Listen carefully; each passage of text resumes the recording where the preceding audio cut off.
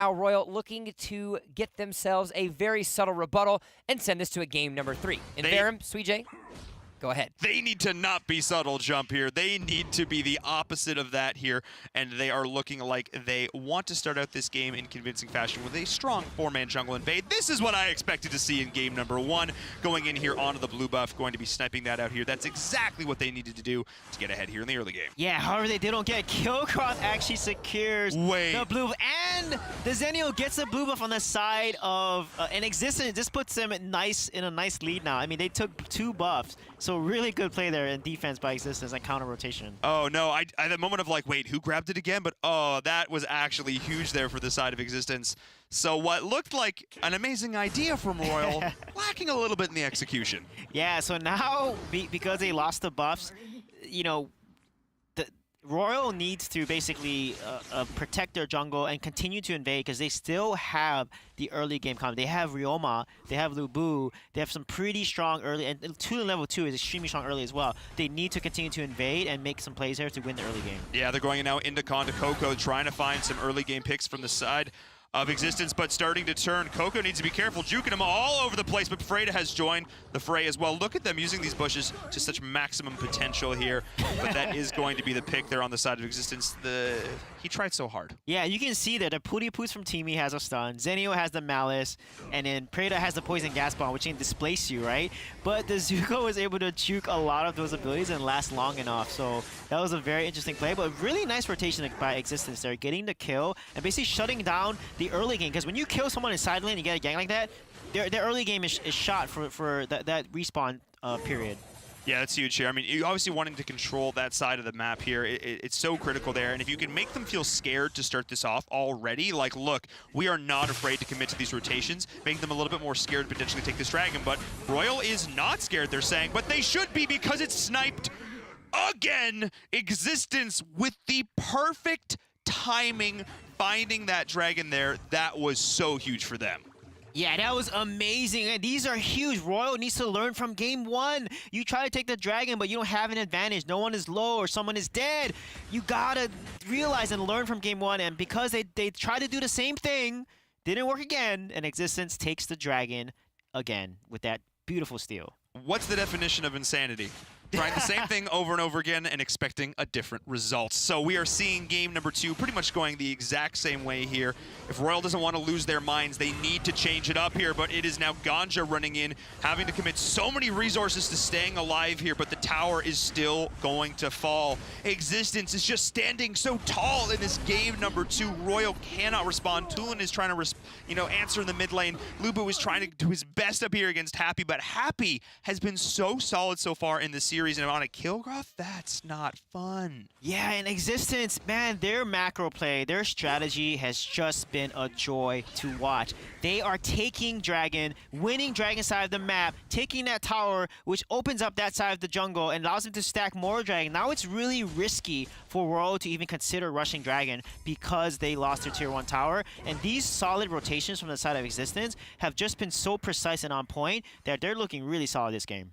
There's nothing more fun to watch than a team that is styling and is knowing that they are succeeding. That is the most fun thing to watch, as we do see the stun going in here from the team, but may have bit off a little bit more than he can chew. But Zenio has joined the fray. The damage from Preda, they are finding Akai there on the backline, turning, splitting the fight beautifully, is Happy, forcing the retreat, and they are gonna execute their Kappa one more, and he falls as well. The tower is not safe, dear friend, and now Happy and crew are pushing up here into the top lane, taking down this tower as well. The damage from Blue Triton, so consistent from start to finish. Yeah, Blue Triton, with Violet game 1, the way he used his abilities, and now with Lindis, the way he's playing Lindis, so aggressive, using the ultimate Lunar Champion at the right moment, saving it right at the last moment to get through Ryoma with the Lunar Champion ultimate, and securing the kill. Blue Triton's skill shotting and his precision and timing on his abilities have just been on point. So impressive. Those traps have been so annoying throughout, able to give that additional little burst of damage and slow as well. Huge to watch, but I love the way he is just weaving in and out of these bushes, getting that passive, utilizing that the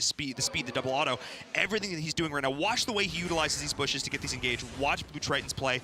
It is a joy to watch, as you said, putting on a clinic. If you're looking to play that marksman role, watch how this guy plays. Yeah, he just dodged the energy surge from Ganja there. I mean, the way he's playing, he's just anticipating his enemy opponents so well and using his abilities at the right time to do a lot of damage. And look, another Lunar Champion comes out, just spamming, because you can actually, it has 5 charges there and it stacks up. And look at the traps. He's just landing these traps and then just basically able to stack Lindis' passive to do the extra damage that we see Lindis so well known for from the bushes and that 3-stack hit that she has from her passive. But I have to talk about X6tence as well, because this guy is part of the reason that Lindis has been able to play that game on. Blue Triton able to have so much fun because he's playing so aggressive, creating so much space for his backline as well. Obviously, Teamy, one of the more fun heroes to play in this game right now, able to move all over the darn place, creating so much space there. That stun is so annoying to deal with the additional movement speed as well. So you have to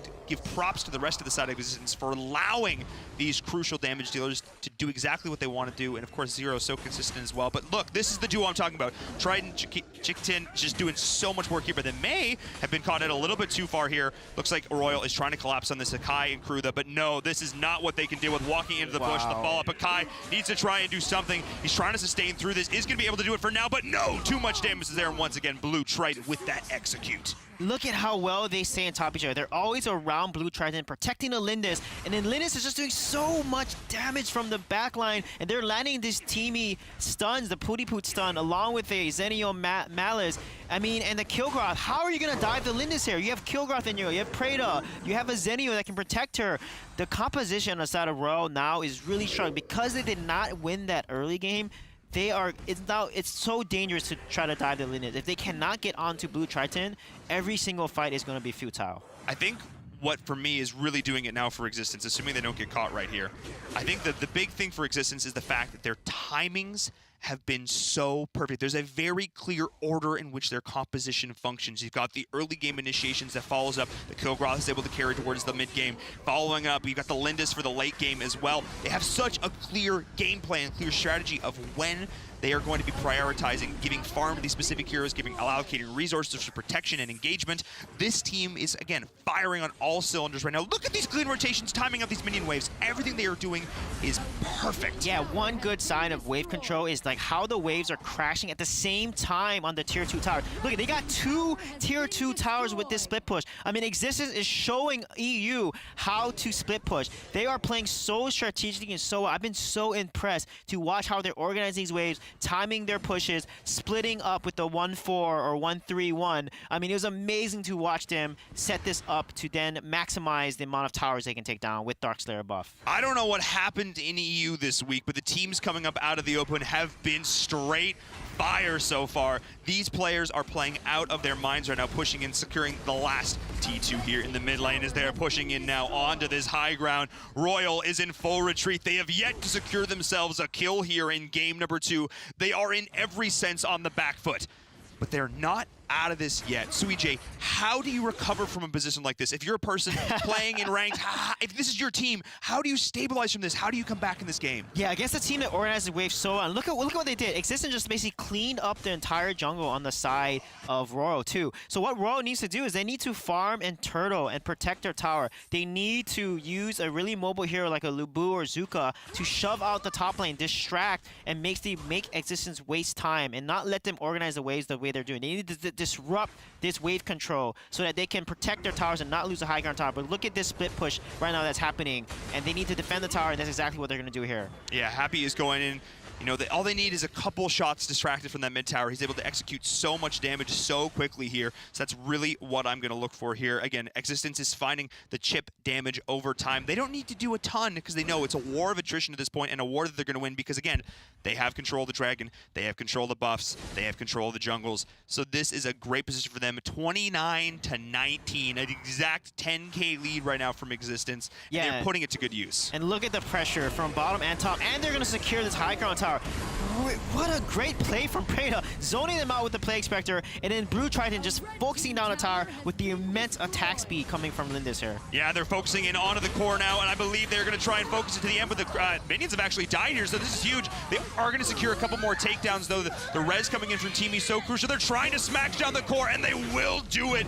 Beautifully done here. X6tence taking game number 2, taking this series in convincing fashion.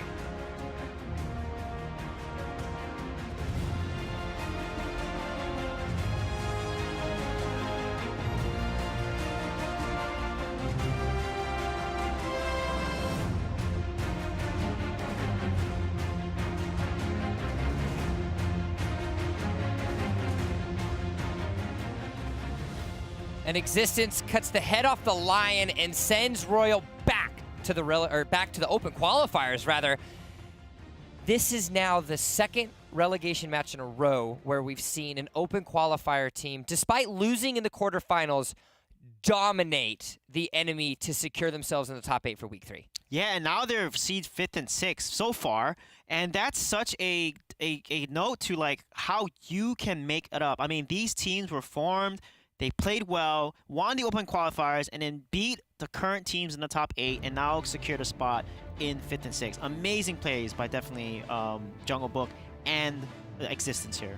X6tence just looked so solid here. Their rotations, the fact that they were just every single time their opponents tried to make a play, every single time Royal tried to do anything, no dragon, no buff, no nothing. At the end of the day, that last auto, that last ability that came through was always there for X6tence. They were just one step ahead. And it was those small mechanics utilized and capitalized on that was able to propel them ahead.